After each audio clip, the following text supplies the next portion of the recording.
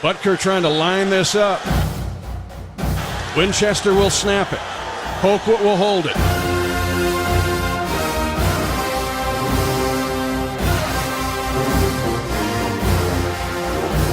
.2020 tie, high snap, pulled down. Butker's kick is out, and it's right down the boulevard! It's good! And the Chiefs take a 23-20 lead with 4 seconds left in regulation. And Harrison Butker kicks some, you know what?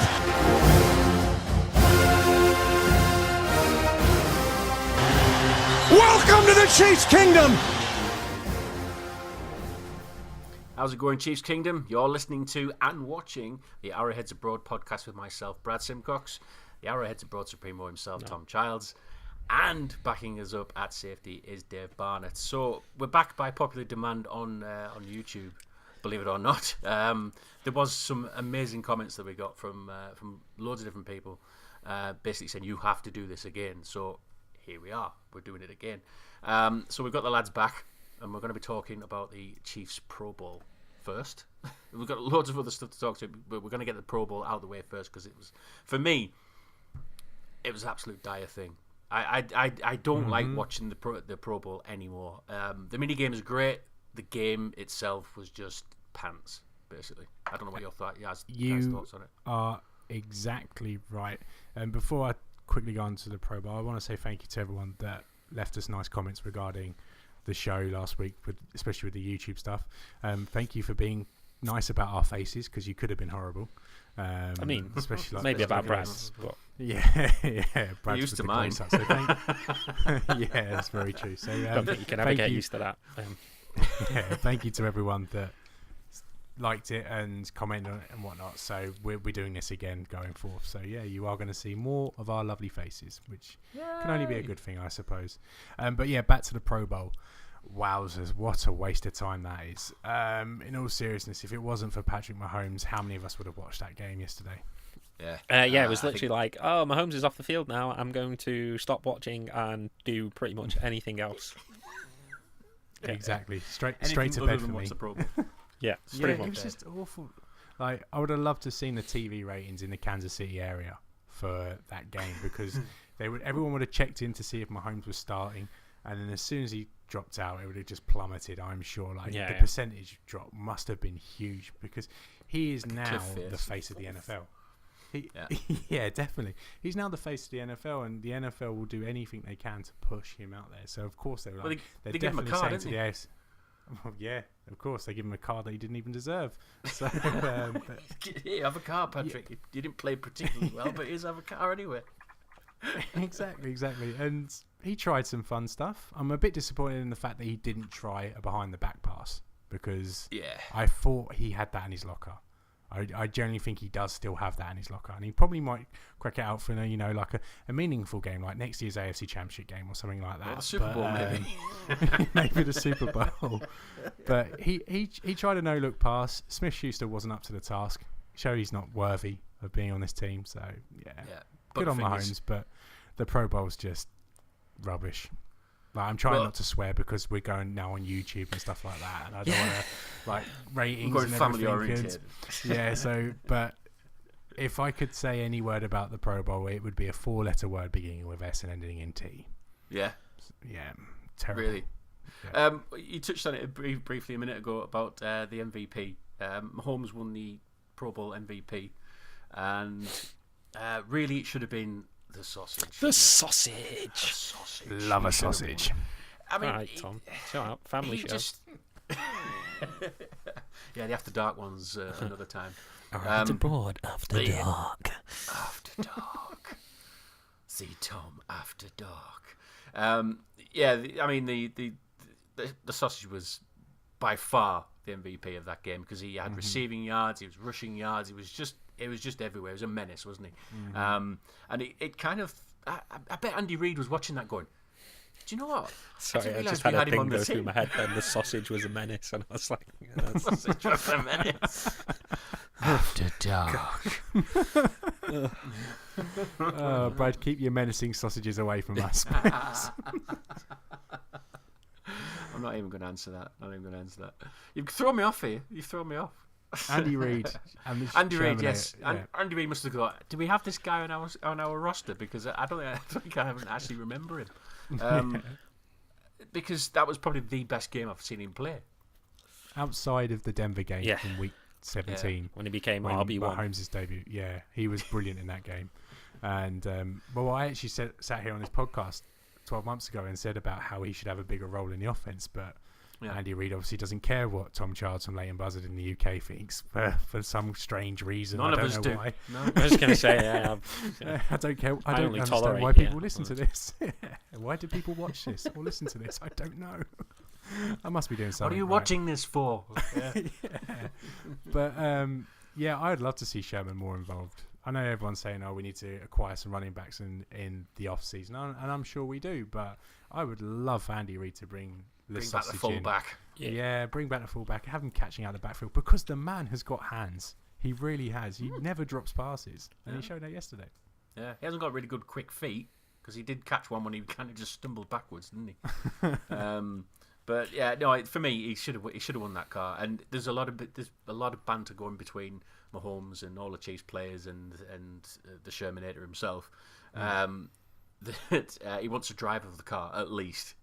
He says, just let me drive it for a couple of hours, I think he's earned like it. an MVP for us. He has earned it. I think he should have got it, but it's like you were saying before. It's now this era where the NFL probably wants to give Mahomes everything, and if they want to give him a Super Bowl, next year or something like that's fine by us. It really is fine by us if they want to just hand him a Super Bowl.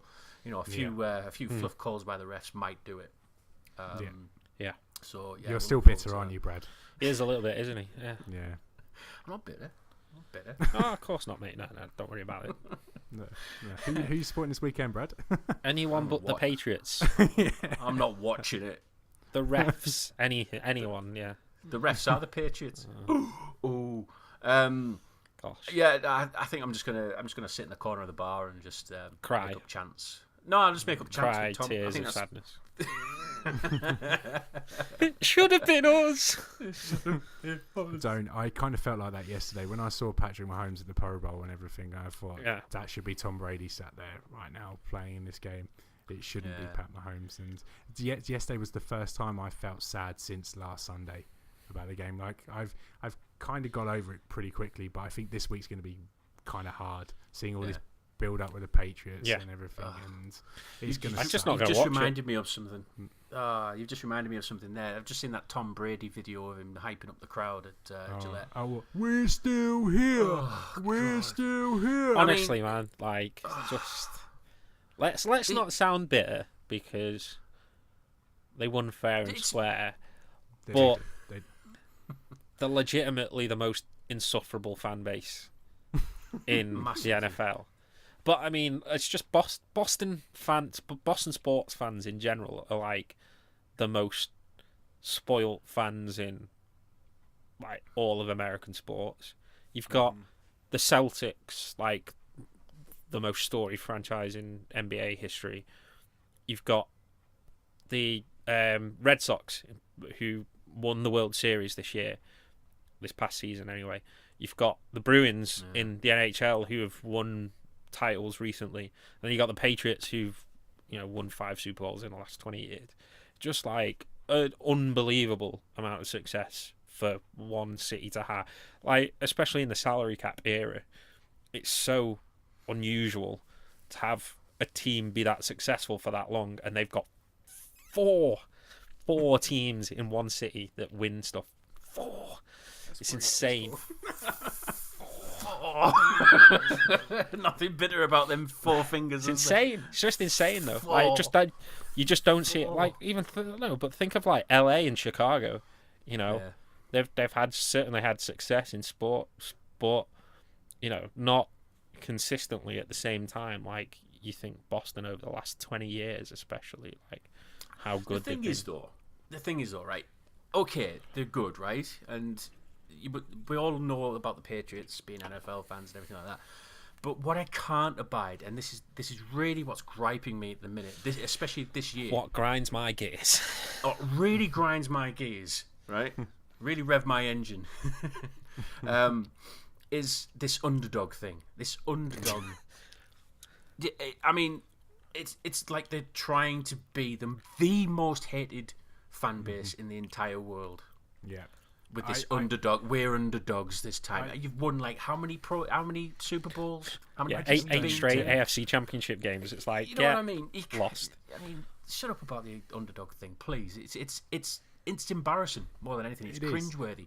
Watching Brady stand on that stage, chanting like that, I'm thinking, God, man, honestly, just give it up, man, please. Yeah, it's kind of swaying me a little bit. I know we were going to do like our Super Bowl picks later on in the show, but we might as well carry on now. But for the last week or so, I've been putting forward that I want the Patriots to win because I am a big admirer of their ruthlessness in their dynasty. I think it's what every team should aspire to be like. Yes, I do. I do. And I think if the Chiefs could be half the franchise the Patriots were and half as ruthless as they are, we would be delighted with it. But this underdog story is starting to wind me up again, watching my language. And I found myself choosing between them and their stupid underdog story and Marcus Peters, who's become very unlikable the last few months. Yeah, I think like Peters recently has shown how much of a lid I think Reed probably kept on him.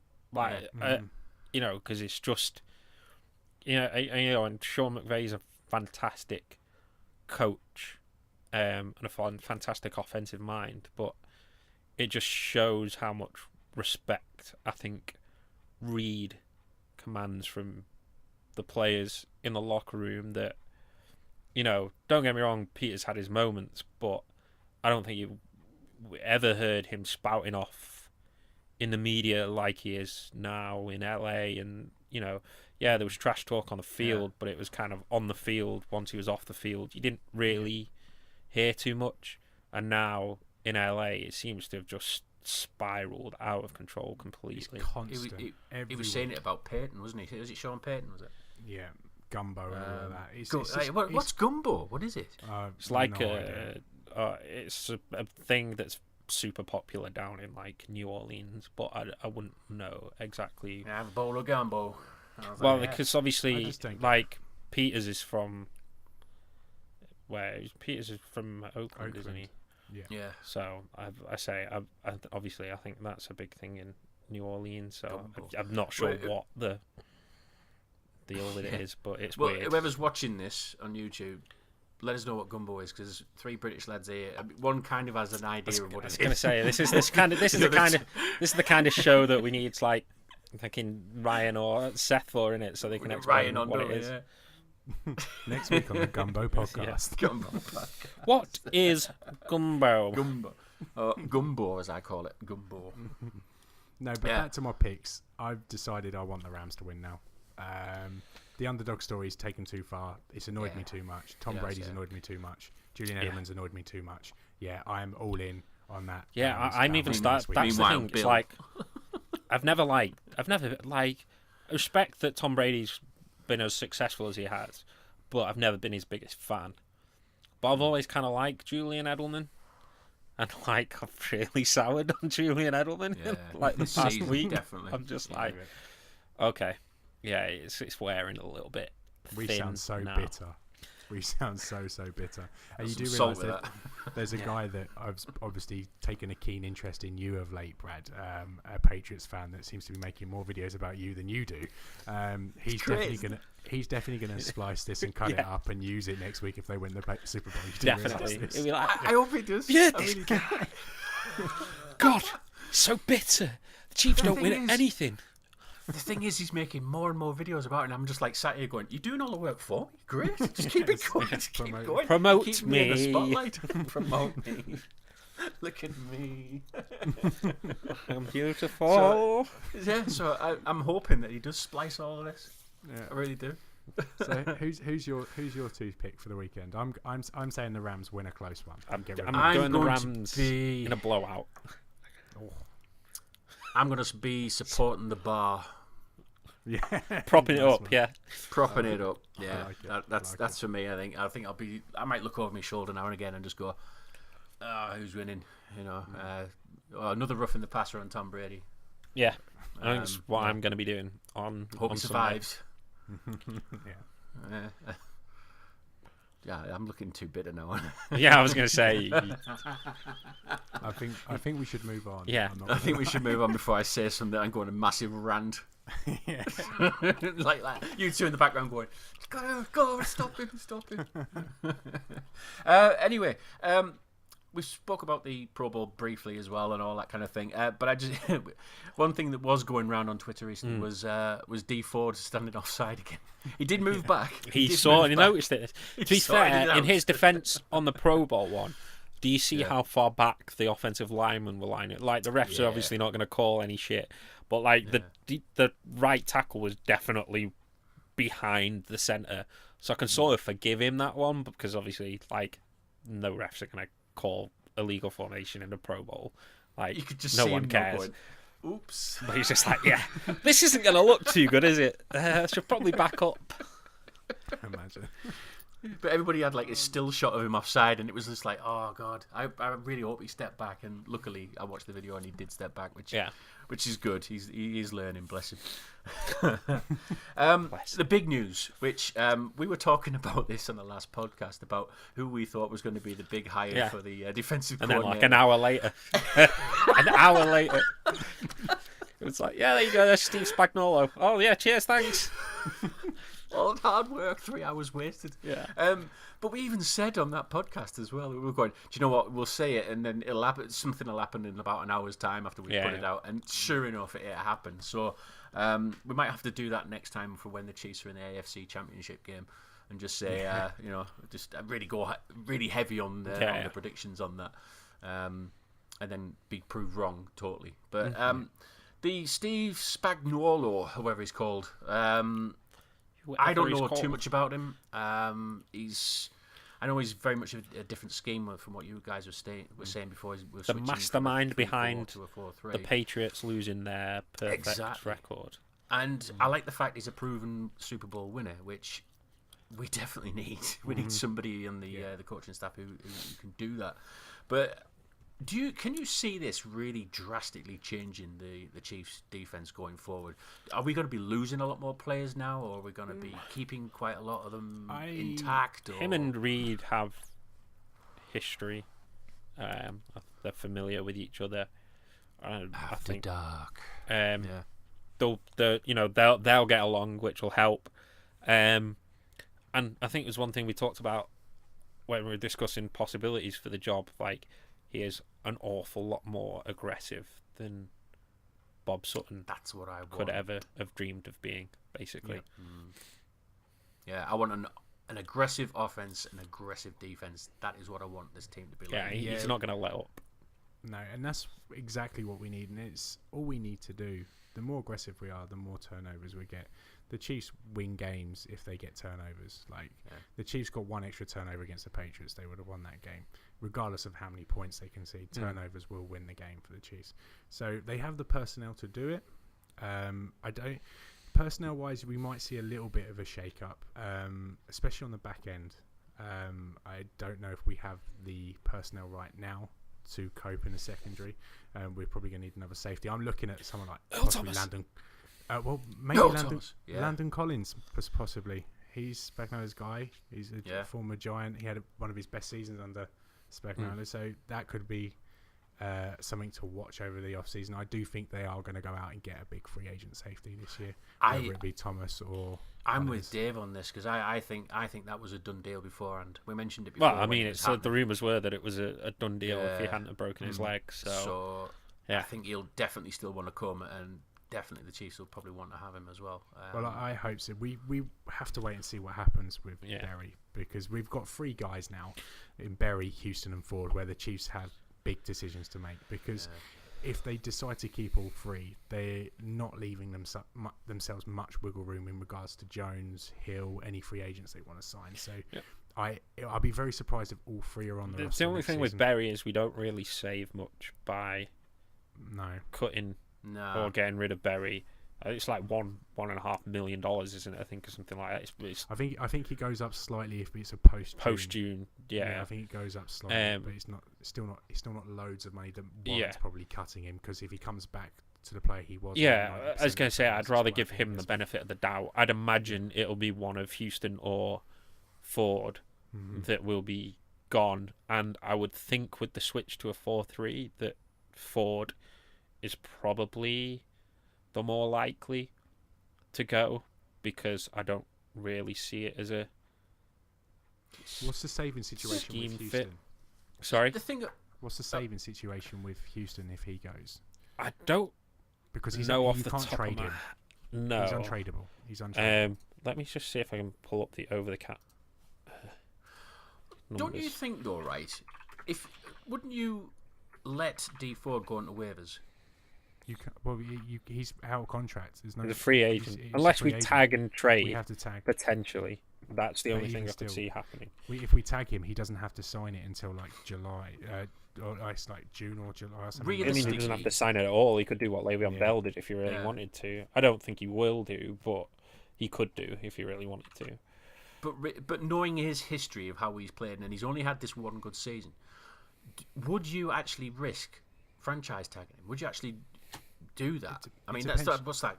14, 15 million that you're gonna have to give to him? 14-15 million isn't too bad a figure when it comes for a pass rusher of his level. The thing you have to think about is whether he's going to fit inside the scheme, and the Spagnuolo and Veach are basically going to have to come together and decide which one is going to prove most valuable out of Houston and Ford. And because I was just see- looking then, 14 million we saved by cutting Houston. And that's what you pay Ford for this 1 year. And if Ford does it again next year, then you pay him the contract. There's no way in hell they give Ford a contract this year. They simply can't afford to. They can't risk giving another defensive player a big contract and then him dropping out and injured again. I don't think he'll actually get picked because of his history that he's had. I don't think he'll get snapped up by another team. Of course he will. Do you reckon? Ford, he's just come off of 13, 14 sack season again. Yeah, but then he's had the bad press about the being the offsides and all that kind of thing. No. And then he's had all the injuries that he's had the previous 3 years. Is it? He's definitely 100% getting picked up. He will still get at least 10 million plus. He's just come off a very, very good year, a Pro Bowl year. PFF ranked him highly in their ratings. He's definitely getting picked up if we let him go, or if decide not to tag him rather. So the Chiefs do have a decision to make. I personally think they're going to go with keeping Ford and Berry and letting Houston walk. But maybe the Chiefs and Houston will be able to come up with a restructure, because Houston will see how close the Chiefs are, and he's already earned a sizable amount of money, Justin Houston. So he might want to restructure to come back and basically do a Klay Thompson, keep the band together, and try and get this ring and get the team over. He'll restructure Houston. Yeah, that's the one thing I'd hope for Houston, and possibly even Berry potentially as well. But I think that's less I think likely. Berry will. We should do. Like Houston's the one, hopefully, because I mean you're talking like 7-8 million for Berry and Houston if you can get them to restructure, probably of cap room that you free up, which is basically D Ford's contract then. But as I say, I think it's going to be one of Ford or Houston that we keep, and I just think with the switch we're making, I struggle to see a fit for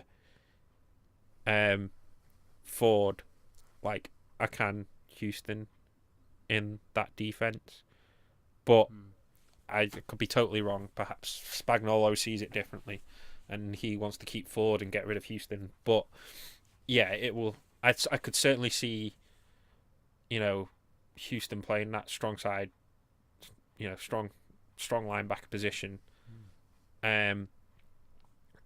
Whereas Ford, you probably have to put him on the line as an end.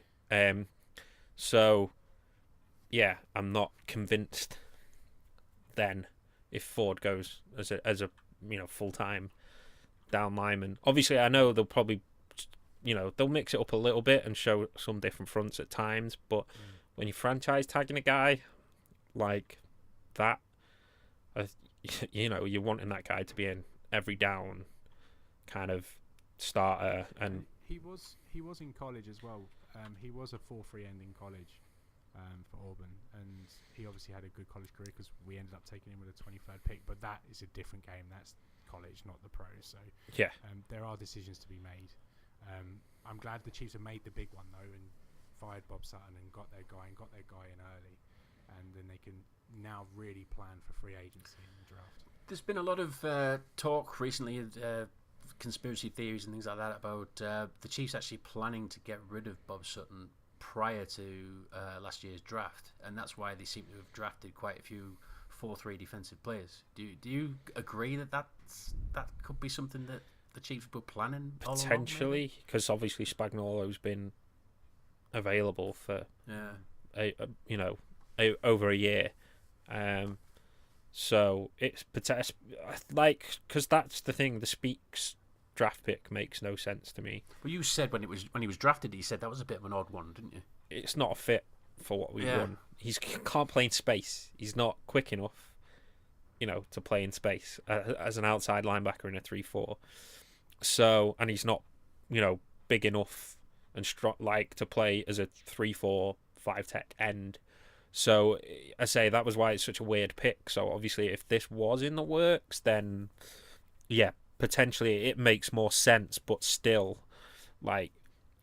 if you haven't made that decision, why then go ahead and draft him anyway? I don't know. It seems weird to me because it didn't seem a fit. But if that was in the works, then maybe makes a little bit more sense.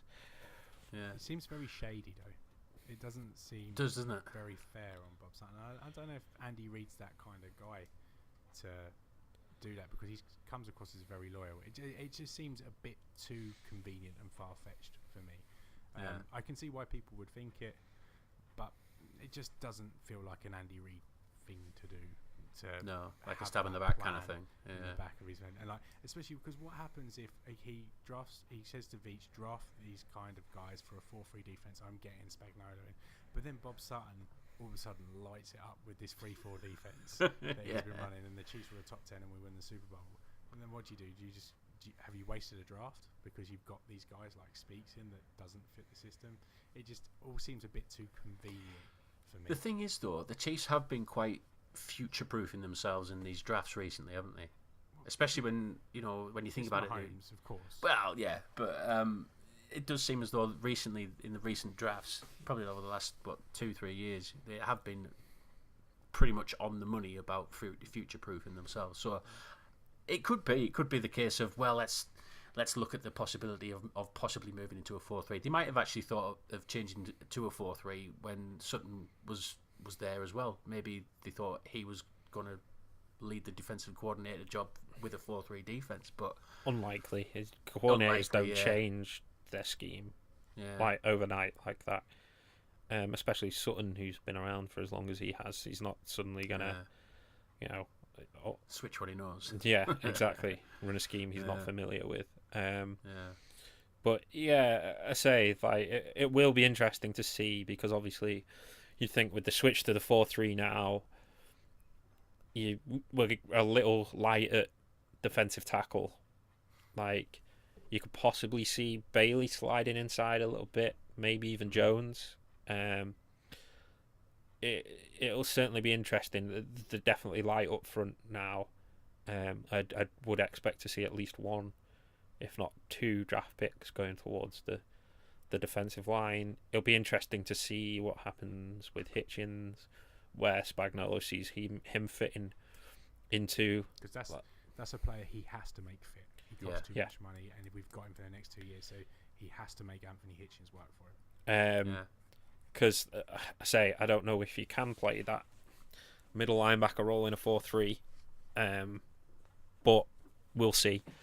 And then obviously the weak side linebacker spot will be interesting. Obviously, a lot of people like O'Daniel, but again, I don't know if he's big enough really to play every down in the NFL. Obviously, it's not as big a requirement when you're in a 4-3 front, because you're not being asked to take on offensive linemen quite as much.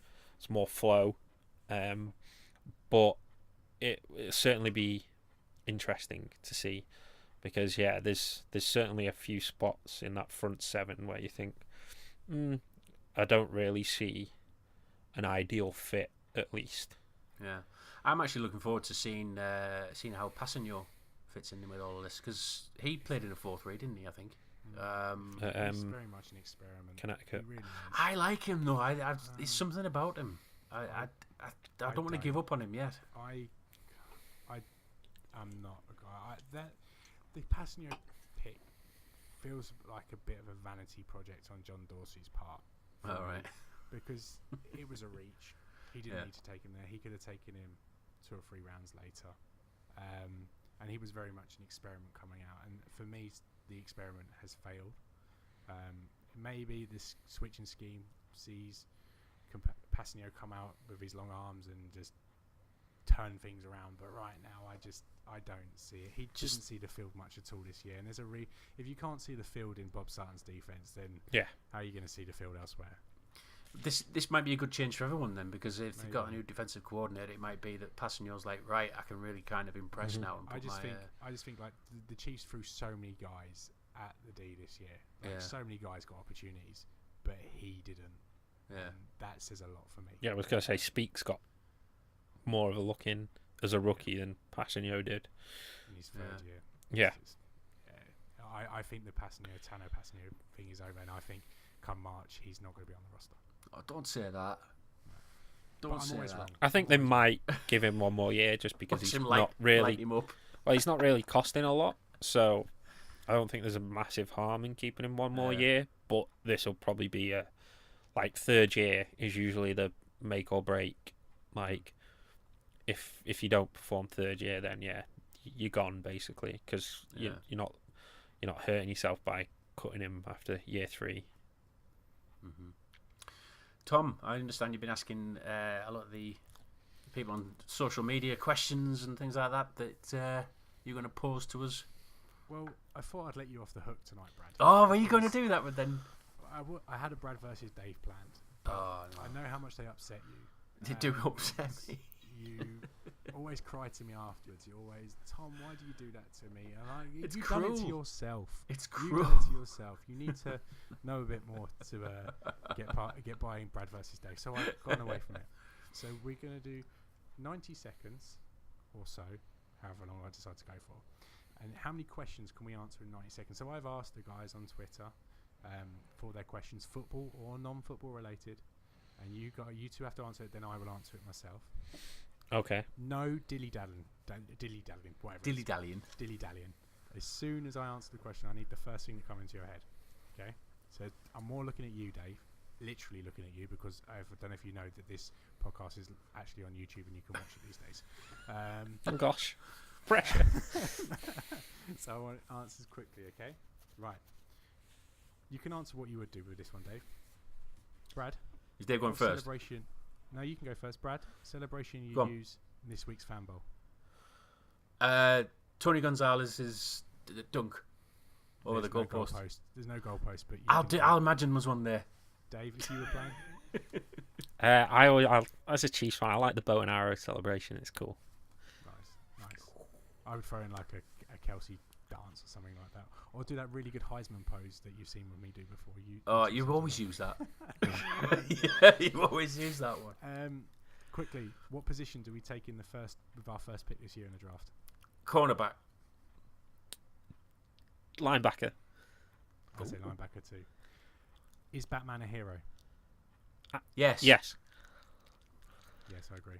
He's like Iron Man. Pineapple on pizza. Yes. No. What's wrong with pineapple on pizza? Is anyone following the AAF? No. The what? It's their affiliate league. It's like kind of like a feeder league almost. Oh right, yeah. No, I'm not watching that one. This is the LAF, isn't it? It's being run by Andrew Luck's dad. Or the LFL. Is that the LFL? That's the XFL. No, the LFL, the one with the women on it. Oh, okay. The lingerie. Trust Brad to bring that up. Yeah. I need a team. I need a team to support for that. Who will end up on the Iron Throne? Varys. Jon Snow. It's Jon Snow. The midget, whatever his name is. Do you reckon? Tyrion. Yeah, Tyrion, that's it, yeah. I want to put a wildling on there. Will the Chiefs move on from Berry? No. No. No, I think he's a fan favourite, too much of a fan favourite. And then finally, as I know so much about baseball, and so do you, Brad, will the Royals have a winning record in 2019? No, they're going to be terrible. I think No. they could lose more than 100 games again. Well, did they lose 100 games? I can't remember. They were close. But yeah, I think they'll lose 100 games. They seem to be hitting this real downward spiral now, don't they? They are tanking. Look at you acting like you know who you're talking about, Brad. I went to a game, don't you know? Yeah, no, the Royals are going to be bad for 2 or 3 more years minimum, I would imagine. Okay. Well, seeing that you know a lot more about baseball than I do, I'm just going to agree with you and say, yeah, the Royals are going to suck. But yeah, that's all I've got this week. Well, I've got more, but I don't want to waste any more time on this. I like it. I like that. Yeah. That was good. I like that better. Brad, of course, Brad likes it because it does. There's no points. There's no points. It doesn't lose. Yeah. Everybody's a winner. That's what I like about it. What you don't realise is that I've actually written your answers down, and I'm going to use this as a Brad versus Dave next year.